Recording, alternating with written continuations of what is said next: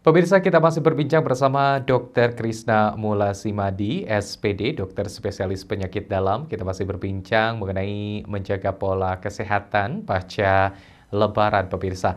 Dan tadi yang sempat disinggung adalah soal seperti tidur yang lebih cukup, olahraga yang juga lebih cukup. Nah, dokter, biasanya ini ada perubahan pola perilaku kalau misalnya di bulan Ramadan mungkin tidurnya agak kurang, seperti olahraganya agak kurang, apakah tidak akan menimbulkan kekagetan ketika kembali olahraga yang agak rutin seperti itu, dokter? Oke, baik.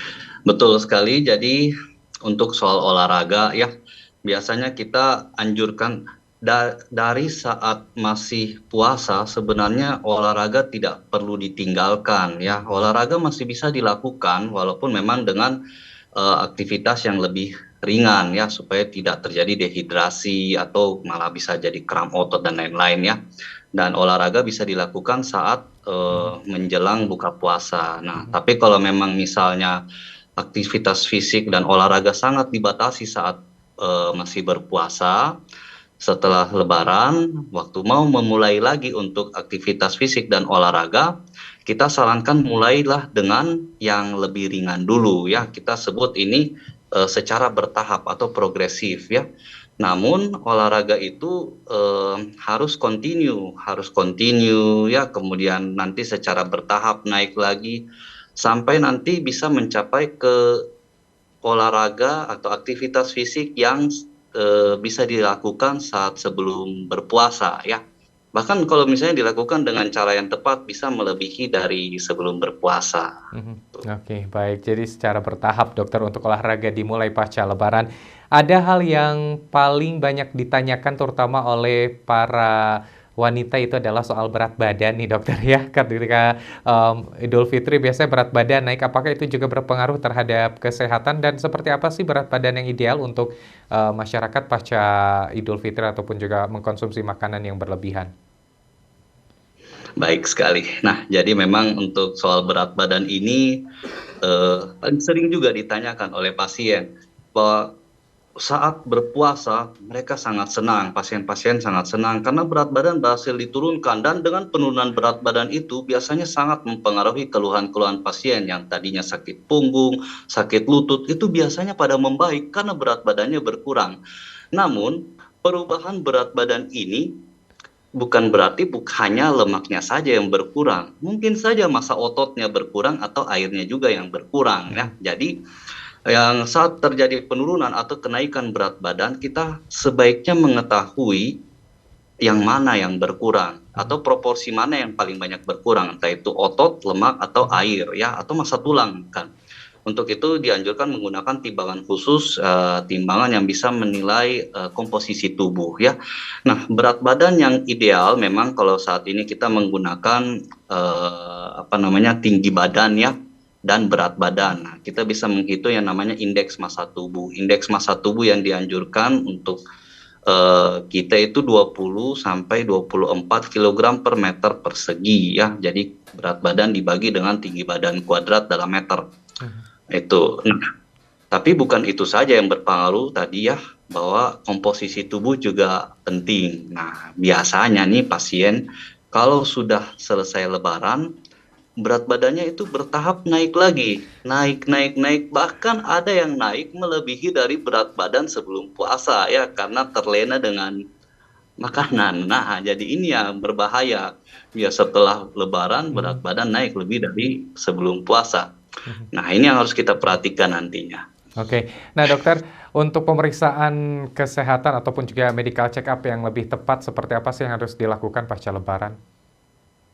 Oke, baik. Untuk medical check up ya, setelah lebaran itu kita anjurkan untuk memeriksa eh kalau yang jarang melakukan pemeriksaan medical check up memang sebaiknya medical check up yang lebih menyeluruh, yang Mhm. banyak gitu ya. Nah, tapi kalau yang sudah terbiasa medical check up, sudah ada apa namanya jadwalnya ya dalam setahun satu kali atau dua kali misalnya. Nah, sebagai tambahan untuk setelah Lebaran, biasanya kita anjurkan untuk profil lipid ya. Profil lipid itu untuk lemak, kolesterol total, HDL, Mhm. LDL dan trigliserid. kemudian kadar asam uratnya pada beberapa orang juga kita anjurkan pemeriksaan fungsi liver atau enzim hati dan juga untuk fungsi ginjalnya. Namun kalau mau lebih pasti ya bisa konsultasi dulu ke dokter. Nanti dokter akan melihat rekam medisnya ada sakit apa saja. Nanti dia akan memeriksa yang lebih penting buat pasien itu. Oh ya, gula darah juga ya biasanya kita periksakan. Oke, baik. Terkait asupan vitamin, buah-buahan yang tepat seperti apa nih dokter untuk menjaga tadi atau keseimbangan antara makanan yang berlemak, makanan berminyak, makanan juga atau goreng-gorengan seperti itu dengan vitamin ataupun juga asupan buah-buahan nih dokter? Oke, baik. Jadi vitamin itu sangat baik buat memenuhi kebutuhan nutrisi mikro ya, dalam hal ini vitamin dan juga mineral. Dan juga ada juga yang kita sebut sebagai antioksidan ya. Nah, ini sangat banyak terdapat di dalam buah-buahan ya, kacang-kacangan juga ada sih, dan sayur ya. Nah, kita anjurkan untuk mengkonsumsi buah-buahan yang beragam gitu ya, bukan ke monoton satu jenis buah saja. Lebih bagus memang berbagai macam buah-buahan karena memang ada zat gizi tertentu yang tidak bisa dipenuhi oleh hanya satu buah saja, akan lebih banyak dapat dari beraneka ragam buah. Nah, buah-buahan secara umum sih baik, namun memang ada buah-buahan tertentu yang kita sarankan untuk dibatasi, terutama buat pasien-pasien yang punya penyakit tertentu, seperti misalnya pasien yang dengan diabetes atau kita sebut kencing manis, itu dianjurkan tidak mengkonsumsi buah-buahan yang manis. Buah-buahan yang manis itu buah-buah yang matang ya, misalnya seperti pepaya yang matang, yang manis banget ya. Nah, kita lebih menyarankan mengkonsumsi pepaya yang masih muda, yang mengkal. Nah, gitu. Dengan itu dapat seratnya, dapat vitamin, mineralnya dengan kandungan gula yang lebih rendah. Selain itu, ada buah-buahan tertentu yang memang indeks glikemik atau kemampuan meningkatkan gula darahnya lebih tinggi dari buah lain ya. Seperti kalau kita bandingkan antara semangka dengan melon ya, semangka itu lebih cepat menaikkan gula dibandingkan melon misalnya.